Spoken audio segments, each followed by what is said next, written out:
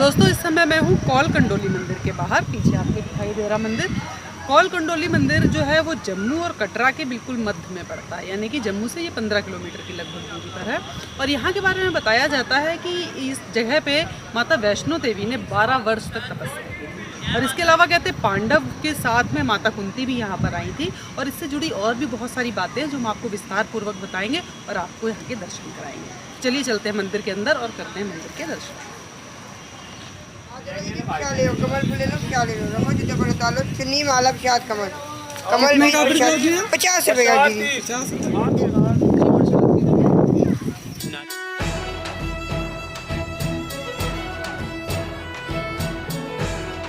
दोस्तों अधिकतर लोगों का कहना है और मानना है कि भैरव बाबा के दर्शन के बिना वैष्णो माता के दर्शन अधूरे माने जाते हैं, लेकिन शायद आपको नहीं पता कि इस मंदिर के दर्शन के बिना भी माता रानी के दर्शन अधूरे माने जाते हैं। भैरव बाबा के दर्शन तो सबसे अंत में होते हैं और इस मंदिर के दर्शन सबसे पहले किए जाते हैं, तब हम जाते हैं वैष्णो माता। और हम सब लोगों ने ले लिया है प्रसाद फूल और हम जा रहे हैं मंदिर के अंदर।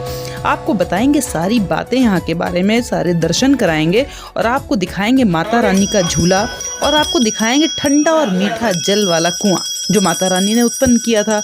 यहाँ से जुड़ी दोस्तों बहुत सारी कहानी है, बहुत सारी बातें हैं, वो सब हम आपको बताएंगे।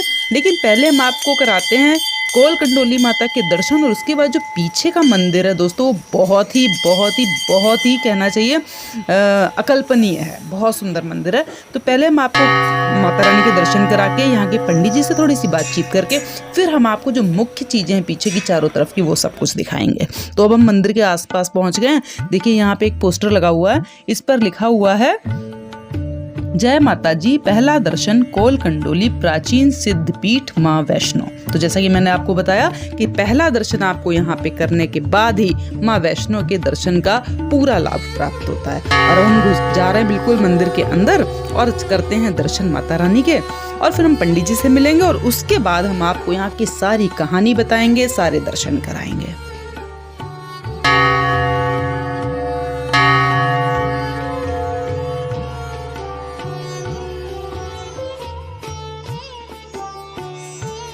और दोस्तों हम लोग जो भी प्रसाद और फूल माला वगैरह लाए थे तो पंडित जी बड़े प्रेम भाव से माता रानी को अर्पित कर रहे हैं। और आप दोस्तों देखेंगे इस मंदिर के चारों तरफ का देखिए सजावट, देखिए कितनी सुंदर है। मंदिर के द्वार पर भी बहुत सुंदर सी मालाएं फूल सब लगाए हुए हैं। और देखिए बाहर 2 शेर भी बने हुए हैं, दरवाजे पर दोनों साइड में 2 शेर बने हैं और शेर के जस्ट पीछे त्रिशूल लगे हुए हैं। देखिए कितना अच्छा नज़ारा लग रहा है, पीतल का शेर, पीतल का त्रिशूल और बीच में पूरा सुनहरा दरवाजा, सिल्वर का दरवाजा है, सुनहरा नहीं है। और माता रानी की अलग सी मूर्ति, इस तरीके की मूर्ति मैंने पहले कभी देखी भी नहीं है। तो बहुत देखिए ऊपर छत पे भी कितना सुंदर सजाया हुआ सारा कुछ, बहुत ही अच्छा सा सजावट है पूरे मंदिर में। और ऊपर आप देखेंगे बिल्कुल बहुत ऊपर की तरफ जितनी भी हमारी 9 देवियां हैं ना, स्कंद माता से लेकर जो भी हमारी आगे की 9 देवियां, सबकी मूर्ति बनी हुई है। बहुत सुंदर सुंदर मूर्तियां बनी हैं और उस मूर्ति के साथ साथ में उनके नाम भी लिखे हुए हैं, माँ चंद्रघंटा और जितनी भी हमारी मूर्ति माता रानी है वो सारी मूर्तियां यहाँ पर हैं। देखिए कितनी सुंदर सुंदर मूर्तियां हैं, माँ ब्रह्मचारिणी, इस तरीके से सारी मूर्तियां यहाँ पे देखिए।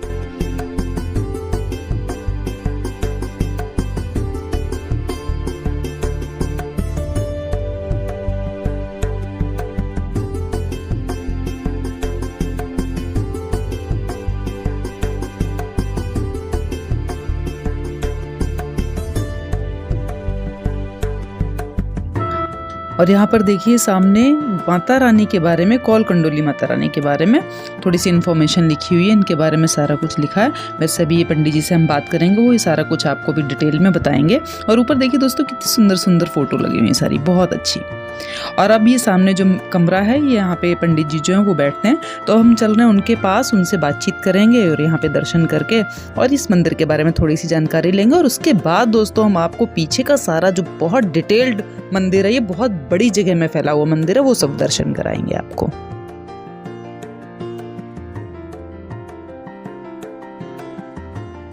ऐसा कि कहा जाता है कि हमारे जिस तरह सालों के बजट पास होते हैं उसी तरह युगों के बजट पास हो रहे थे। ब्रह्मा विष्णु में युगों के बजट युगों के, जैसे हमारा सालों के बजट होता है कि कौन सी चीज का क्या रेट अच्छा होगा, बजट बताओ। बजट, जैसे हमारा अच्छा, फाइनेंस- क्या रेट होगा, समझ गई, कैसे होगा, कैसे चलेगा, समझ कहाँ गई, से पैसा लाएंगे। समझ गई, समझ गई। तो वो युगों का बजट था। क्या था कि कौन से युग में क्या क्या होगा। होगा। अच्छा अच्छा। तो उस टाइम ब्रह्मा विष्णु में इकट्ठे थे। नारद ने सवाल किया था कि सबसे पापी युग कौन सा होगा। उन्होंने कहा सबसे पापी युग होगा तो कल युग। उन्होंने कहा क्यों होगा, किस लिए होगा। उन्होंने कहा इसलिए होगा कि 13 साल की कन्या नानी और दादी बनी। उन्होंने कहा उससे बचाए किस तरह जाएगा। उन्होंने कहा मिलकर एक आप शक्ति को प्रकट करेंगे आने वाले कल युग में, बिल्कुल पर्वत में भेजे जाए। उन्होंने कहा और क्या होगा। उन्होंने कहा वो कल युग में वो होगा जो कभी नहीं हुआ होगा। उन्होंने कहा क्या।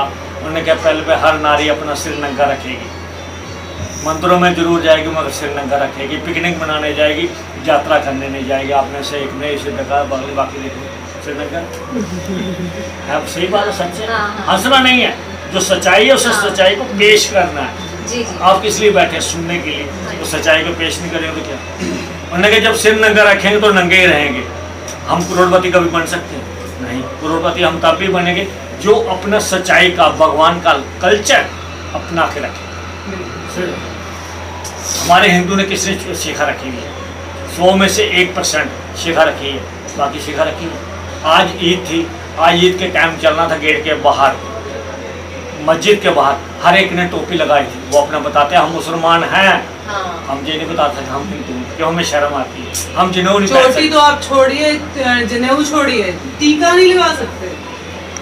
टीका लगाने में शर्म आती है। है ना काजू की कहानी जो बिल्कुल, मैं बता रहा हूँ वो बिल्कुल। सही है ना। भाई जनेऊ चोटी चलो बंदा हम सोचते चल कॉलेज है ऑफिस है इन्हें शर्म आती, जो भी है, वैसे तो नहीं आनी चाहिए, लेकिन चलो 1% मान भी लो, लेकिन टीका लगाने में काहे की शर्म आती?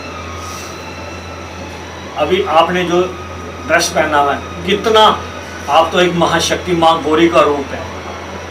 सब जो दुर्गा सप्तशती श्रीमद् देवी भागवत में लिखा हुआ है। तो कहता है कि माँ शक्ति को प्रकट किया। माँ शक्ति ने पूछा कि मेरा काम करने का। देवी तुम्हें त्रिकुट पर्वत में जाके तपस्या करनी होगी। उन्होंने कहा कब तक। उन्होंने कहा जब तक अगला अवतार ना होगा, कलयुग खत्म ना होगा तब तक। आप शक्ति को प्रकट किया। आप शक्ति ने वहाँ से जाना था, चलना था। उन्होंने कहा तुम्हें त्रिकुट पर्वत पर तपस्या करनी होगी, पर उससे पहले एक नागराय गाँव होगा जहाँ शेर बकरी ने इकट्ठे पानी पिया होगा, वहाँ पे जाके तुम्हें प्रकट होना होगा। इसमें नमक जहाँ पत्थर। तो कहाँ पे कौन शेर और बकरी? अच्छा। यहाँ से डी लगा लो। कोस कहते हैं हाँ। 1.5 किलोमीटर को, हाँ। ठीक है। 13 कोस 13 तो बन गया 18 किलोमीटर। 18 किलो डी के साथ चारों तरफ घूम लो। अच्छा। उस एरिया में आता है ये एरिया। ये एरिया जहाँ अच्छा। शेर बकरी ने इकट्ठे पानी पिया। अच्छा। वहाँ पे ऐसा था, ये जुगों जुगों की बात है कि पहले तेल बेचने जाया करते थे। आती बार गेहूँ, मक्की, नमक, बाजरा ले आते थे। पहले पड़ाव कहते थे, अभी धर्मशाला कहते थे। जहाँ रुके, शर्टें उतारी, घोड़ों की रखी, सुबह शर्ट उठाने लगे तो शर्ट उठाई लगे। उसमें से 5 साल की कन्या प्रकट हुई। शर्ट में से? शर्ट क्या होती है, जो घोड़ों में 2 पार्ट में लदी होती है, अच्छा अच्छा। नमक की। अच्छा 2 पार्ट में लदी होती है, घोड़ों में लगे होते हैं। हाँ। वो नमक की शर्ट है। अच्छा। वो बाद में पहुँचेंगे, हम बताएंगे वहाँ पे। हाँ। तो वो उसी शर्ट से माता रानी प्रकट हुई। उसने से कहा कि भक्तों आपके जाओ, अपनी मनोकामना पूरी। उन्होंने कहा देवी जी सामान अपना नहीं, व्यापारियों का है। इससे तो हमने अपना बच्चों का पालन पोषण करना है, मतलब गुजारा करना है। उन्होंने कहा जाओ अपनी मनोकामना। वो चले जाते, शर्ट वहाँ रहती है। वहाँ जब शर्टें खोलते हैं तो हीरे जवाहरात बन जाते हैं। वो ढूंढते आ जाते हैं कि ऐसी कौन सी शक्ति है जो हीरे जवाहरात में। जब जहाँ पे पहुँचते हैं वो भक्त लोग जहाँ पे पहुँचते हैं, वो देखते हैं कि वो तो शर्ट है कुछ नहीं। जो बदलते जाते एक दिन ऐसा होता था, गुरु गोरखनाथ का पहला शिष्य भैरव साथ में होता है, 1.25 लाख चेलों के साथ। मगर माँ शक्ति महामाया 5 साल की गेंद कोटियाँ खेलती है। हाँ, गेंद ऊपर फेंक के कोटी उठाती है, गेंद करती है। किसी को ये नहीं पता कि वो महाशक्ति है। जो देहाती लोग होते हैं उनको क्या पता। हाँ। वो अपनी दिहाड़ी में लगे काम करेंगे, खेती माँ गोटियाँ खेलती है। चलेगा। गुरु गोरखनाथ देखता है कि ये तो माँ शक्ति गेंद कोटी खेल रही है। वो प्रणाम करता है माँ शक्ति। नजर चुरा के भैरव देख रहा होता है, क्योंकि उसका वो चेला होता है। देख रहा होता है, वो गेंद को ऊपर फेंकती है तो आशीर्वाद देती है। भैरव देख रहा हो तो वो पकड़ लेता है, जब पकड़ लेता है क्या वो कहता है कि मैं 4 शक्तियों का राजा हूँ, 5वीं शक्ति को पा लिए तो 5 लोग का राजा बन गया, मैं तो अमर हो गया, मुझे मारने वाला कोई नहीं। मगर इस टाइम में मैं अभी प्रकट करता हूँ तो ब्रह्मा विष्णु मुझे शाप देके भस्म कर देंगे और मेरी 4 शक्तियाँ दूरी रहेंगी। मैं दोबारा आऊँगा, कभी देखूँगा, टाइम मिलेगा। फिर जुग बदलते गए, जुग बदलते बदलते एक दिन ऐसा आ गया कि पांडवों को वनवास हो गया, 1 साल का गया वहाँ हो गया। वो जहाँ से 1.5 किलोमीटर दूर रतौर गांव में वहाँ पे पहुँचे, आगे जाते हैं तो नारद की 12 साल की तपस्या पूरी होने को उस ब्रह्मा विष्णु महेश प्रकट हुए। तो वहाँ पे कुंती माता 5 पुत्रों के साथ थी, उन्होंने वर मांगा बोले शंकर से, कुंती माता ने, हाँ कुंती माता ने और नारद ने कि जहाँ पे 4 धाम बनने चाहिए। अच्छा। तो ब्रह्मा विष्णु महेश ने कहा कि अगर 4 धाम जरूर बनेगी अगर सोमवार की हम वापस आएंगे। अच्छा। नहीं आए तो नहीं बनेगा। वो इंतजार करते रहे, वो आए नहीं, वो बने नहीं। उसे कह दिया सोमवार के हम वापस, तो तू आएगी तो जरूर, तुझे मारने का कोई नहीं। इसलिए कोई भी दान, कोई भी सिद्धि, कोई भी पढ़ाई, जहाँ कोई भी ग्रैंड्स वापस को लगता है, ये नोट रखना। अच्छा। इसलिए लगता है कि जो भी उस दिन कोई काम करोगे वो पावरफुल। अगर ग्रहों की शांति तो पावरफुल से हो, अगर पितरों का दोष है तो पावरफुल हो, अगर भक्ति है तो पावरफुल। अंदर से पावर नहीं, बाहर से अंदर से पावर चाहिए। माँ को यही कहना, हमें अंदर से पावर देना, हमें भी देना शक्ति और हमारे परिवार को भी देना। अभी आप देखते हैं कि जो बाहर से आते हैं सिर्फ नहीं ढका होता, उसका क्या है, वो हमारा सनातन धर्म की तौहीन है। मोदी क्या करेगा, घर घर में जाके सिर्फ ढक के देगा, वो नहीं देगा। हिंदू राष्ट्र कैसे बनेगा? हमारा हिंदू राष्ट्र बनाने का मतलब क्या है कि हमें खुद ही पहल करनी पड़ेगी। हिंदू का कल्चर आए, हिंदू का कल्चर जागे। हम तो माइक में आप देखना संत लोग कहते हैं हम हिंदू राष्ट्र किसके घर में जाके बर्तन साफ करेंगे हिंदू राष्ट्र बनाने के लिए? हम किसके बच्चे को कहेंगे कि सुबह उठ के बेटा अपने मम्मी पापा के वस्त्र लग के ओम नमो भगवते वासुदेव का जप करो? हम कह सकते हैं? किसी की शादी होगी हम ये कहेंगे कि भैया रुक जा, हनुमानियों बाद में बनाना, पहले मंदिर में मथा टेक, जल चढ़ा, दान लेके आया? कह सकते हैं? कह नहीं सकते। हम खुद अपने घर से खुद ही शुरू कर सकते हैं। अब चलिए आपको करवाते हैं सुंदर सुंदर सी चीज़ों के, सुंदर सुंदर सी मूर्तियों के और बहुत सुंदर सुंदर सी कथाओं के साथ सारे दर्शन। और ये बिल्कुल पीछे की तरफ है जिसका नाम है तीर्थ धाम। और इसके अंदर आप जब घूमेंगे, देखेंगे सारी चीज़ों को, तो वाकई में आपको लगेगा कि आप कोई तीर्थ कर रहे हैं। बाहर इतनी ढेर सारी चुन्नियाँ बंधी हैं, ये भी हम वापसी में आके आपको दिखाएंगे। आप दोस्तों करिए दर्शन और मैं आपको बताती जाती हूँ कौल कंडोली माता के बारे में पूरी कहानी। तो जैसा कि दोस्तों आपने मेरे पिछला वीडियो देखा होगा जो वैष्णो देवी यात्रा से संबंधित था, उसमें मैंने आपको माँ वैष्णो, भैरव बाबा, प्रभु श्री राम, श्रीधर जी और रत्नाकर जी के बारे में सारी कहानी बताई थी। और उसमें मैंने आपको बताया था कि रत्नाकर जी के घर में जो उनकी पुत्री थी उनका नाम था वैष्णवी, जो कि आदिशक्ति की कृपा से उत्पन्न हुई थी। और जब वो तपस्या के लिए रामेश्वरम गई थी, 5 वर्ष की अवस्था में ही वहाँ पे उन्होंने श्री राम जी ने उनको दर्शन दिए थे और कहा था कि वो त्रिकुट पर्वत पे उनका इंतज़ार करेंगी। मतलब जब वो श्री राम जी जो है वो कल्कि अवतार में आएंगे तब वो उनसे विवाह करेंगे। और तब तक के लिए उन्होंने वैष्णवी को बोला था कि वो त्रिकुट पर्वत पे आकर उनकी प्रतीक्षा करें। तो जब वैष्णवी जो भगवान राम की आज्ञा से वहाँ से चली थी कटरा के लिए, तो उन्होंने लंबी यात्रा के बाद जम्मू से 15 किलोमीटर उत्तर की ओर एक पहाड़ी, जिसे कि हम कौल कंडोली के नाम से जानते हैं, जहाँ पे इस समय हम हैं, ये स्थान माता को बहुत पसंद आया। इसलिए उन्होंने यहीं तपस्या करने का निश्चय किया और यहाँ पर रह के उन्होंने 12 वर्ष की आयु तक तपस्या की।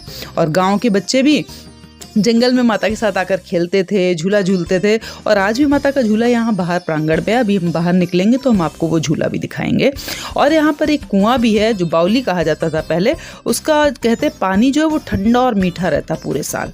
तो वहाँ उससे भी जुड़ी कुछ कहानी है, वो भी हम आपको भी बताएंगे। पहले आप थोड़ा सा मंदिर के दर्शन कीजिए, कितना सुंदर मंदिर है, आप ये देखिए। सबका मालिक एक, अब आगे देखते हैं यहाँ पे कौन है। हमारी प्यारी प्यारी सी माता रानी, तीनों स्वरूप है माता रानी के, माँ काली, माँ सरस्वती और माँ लक्ष्मी, तीनों यहाँ पे विराजमान है।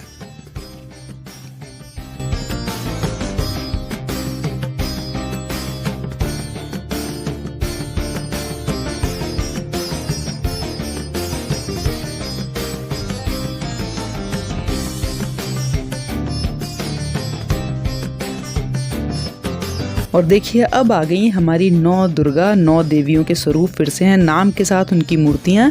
आप इन सारी मूर्तियों को निहारिए और हम आपको बताते हैं इस मंदिर के निर्माण की कहानी।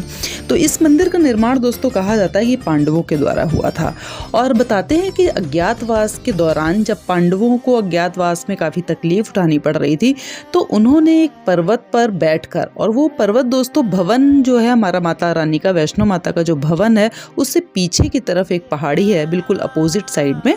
उस पर्वत का नाम आजकल कहा जाता है उसको 5 पांडव क्षेत्र बोलते हैं, और उसकी यात्रा जो है वो सिर्फ नवदुर्गों की पंचमी को यानी कि 5वें दिन होती है, और वहाँ पे सबको जाना अलाउड नहीं है, सिर्फ साल में 2 बार ही जाया जाता है, और वो जाया जाता है नवदुर्गों के 5वें दिन। तो उस पर्वत पे बैठकर उन्होंने तपस्या की, तो माता रानी उनकी तपस्या से प्रसन्न हुई, और प्रसन्न होने के बाद उन्होंने उनको दर्शन दिए और उनको कहा अपना मंदिर बनवाने के लिए इस स्थान पर। तब पांडवों ने इस स्थान पर उनके माता रानी के मंदिर का निर्माण किया। तो इस प्रकार से ये जो मंदिर है ये कुंती और 5 पांडवों के द्वारा बनवाया गया मंदिर। देखिए शिव जी कितने सुंदर लग रहे हैं, बहुत सुंदर मूर्ति शिव जी की। ओम नमः शिवाय। तो दोस्तों ये मंदिर बनवाया गया पांडवों के द्वारा, जैसा कि मैंने अभी आपको बताया, और ये वही स्थान है जहां माता ने यज्ञ एवं महाभोज का आयोजन किया था, जिसमें 33 करोड़ देवताओं को आमंत्रित किया गया। उस यज्ञ में गुरु गोरखनाथ जी के शिष्य भैरव भी थे, जो भगवती की सुंदरता पर मोहित हो गए और यज्ञ में मांस मुद्रा खाने की इच्छा जताने लगे। भैरव ने माता को स्पर्श करने के लिए अपना हाथ बढ़ाया, तो माता ने अपने आप को इस स्थान पर पिंडी के रूप में स्थापित किया और त्रिकुटा पर्वत की ओर चल पड़ी। और त्रिकुटा पर्वत पे जैसा कि रामचंद्र जी ने उनसे कहा ही था वहां पे उनकी प्रतीक्षा करने के लिए, तो वो वहां पे पहुंच गई। लेकिन पहले चूंकि वो यहाँ पर रही, और यहाँ पर ये जो पिंडी आपको दिखाई दे रही है ये पिंडी स्वरूप माता रानी का है, तो इसलिए इसकी मान्यता सबसे ज्यादा है कि सबसे पहले यहाँ पर आके दर्शन करना ज्यादा अच्छा माना जाता है।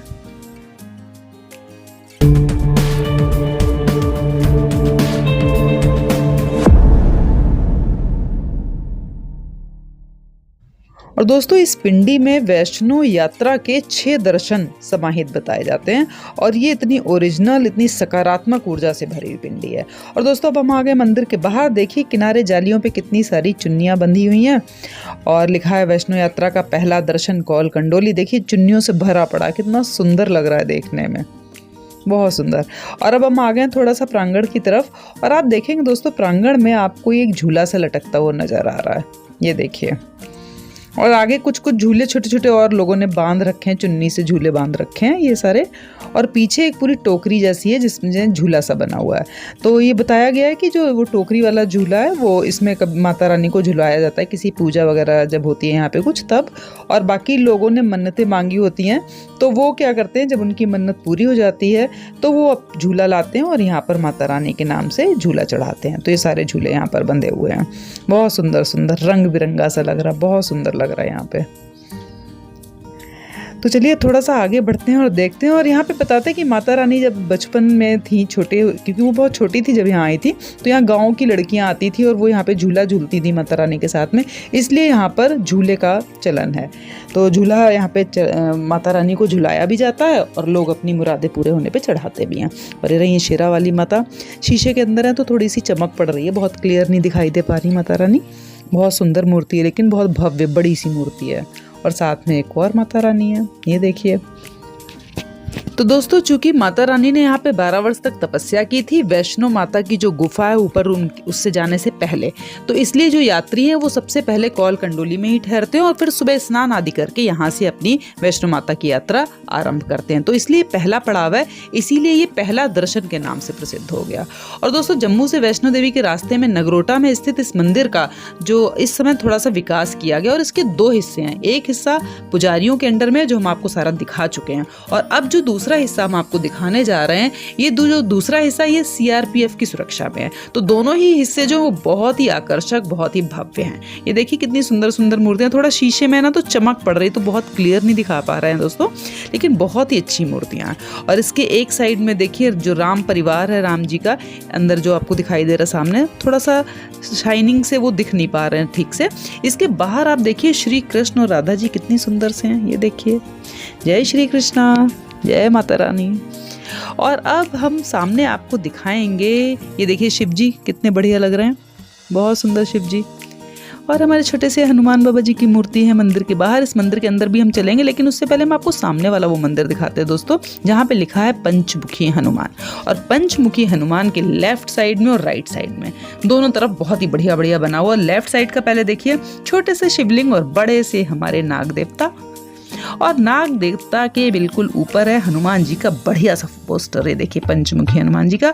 और राइट साइड में आप देखेंगे दोस्तों नवग्रह बने हुए हैं, और नवग्रह के सारी ही मूर्तियां उनके ग्रहों के अकॉर्डिंग जो उनकी दिशा होनी चाहिए उस तरफ मुंह करके हैं। कोई भी आप देखेंगे ना, किसी का मुंह किधर है, किसी का किसी दिशा में, किसी का किसी दिशा में, तो ये अपने जो जिस नक्षत्र में या जिस कहना चाहिए ग्रह का जिधर मुंह होना चाहिए वैसे ही बनाई गई हैं। और ये हमारे जगन्नाथ जी हैं, बलराम और सुभद्रा जी के साथ बैठे हुए हैं यहाँ पे। अब हम पहुंचते हैं पंचमुखी हनुमान की तरफ दोबारा से, और उसके अंदर प्रवेश करके आपको दिखाते हैं हनुमान जी की सुंदर सुंदर सी मूर्तियां।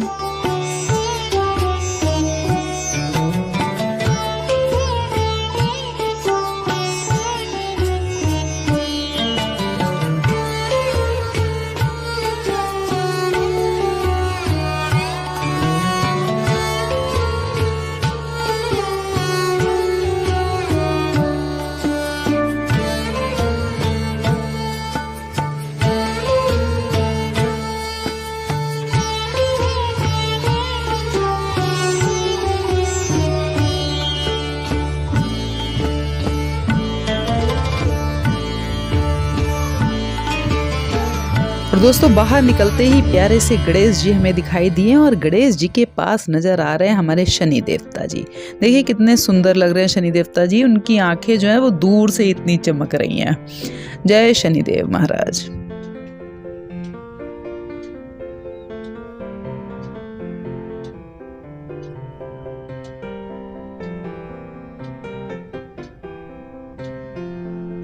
और शनि देवता के बिल्कुल राइट साइड में एक हमारा है बहुत प्यारा सा शिव जी का मंदिर।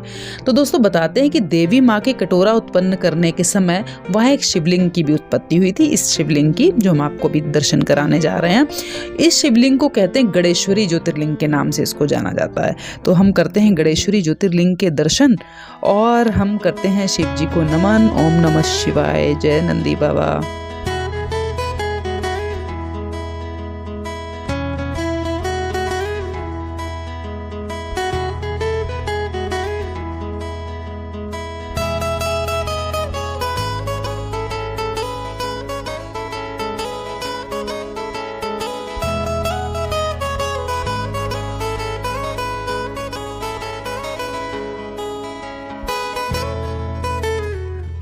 और बताते हैं कि जब माता रानी छोटे बच्चों के साथ खेलती थी यहाँ पर, और उन बच्चों को अगर प्यास लगती थी तो वो अपने कटोरे को, जिसे कौले भी बोला करते थे, तो उसको हिलाती थी तो उसमें पानी आ जाता था, जिससे सारे बच्चे पीते थे और प्यास बुझाते थे। साथ ही ये भी कहा जाता था कि जब ये मंदिर का निर्माण हुआ था तो भीम जी को प्यास लगी थी, तो माता रानी ने उस कटोरे को हिलाकर उसमें पानी लेकर और भीम की प्यास बुझाई थी। और ये वो जगह है जहाँ पे वो कटोरे से पानी पिलाया करती थी। तो आज उस जगह पे ये कुआं बना हुआ है, जिसे बाउली बोला करते थे पहले। और बताते हैं इसका पानी इतना ठंडा और मीठा होता है कि इसको अगर आप श्रद्धा भाव से इसको ग्रहण करते हैं तो आपके जो भी रोग हैं वो सब दूर हो जाते हैं। तो ये बहुत ही चमत्कारिक और बहुत ही कहना चाहिए आध्यात्मिक अनुभूति, सकारात्मक ऊर्जा से भरा हुआ ये कुआं है। तो इसके जल को ग्रहण करने से हमारे सारे रोग दूर होते हैं, हमें शांति प्रदान होती है, ऐसा यहाँ पे कहा गया है। अब दोस्तों यहाँ से निकल के हम थोड़ा सा और आगे बढ़ते हैं। मंदिर में थोड़ी सी और भी जगह हैं, थोड़ा सा उन पे भी नज़र मार लेते हैं, फिर हम निकलेंगे बाहर, क्योंकि छोटा मोटा सा मुझे कुछ दिखाई दे रहा है, कहीं पे लॉक भी लगे हुए हैं, लेकिन थोड़ा पास चल के देखते हैं कि यहाँ पर क्या क्या है।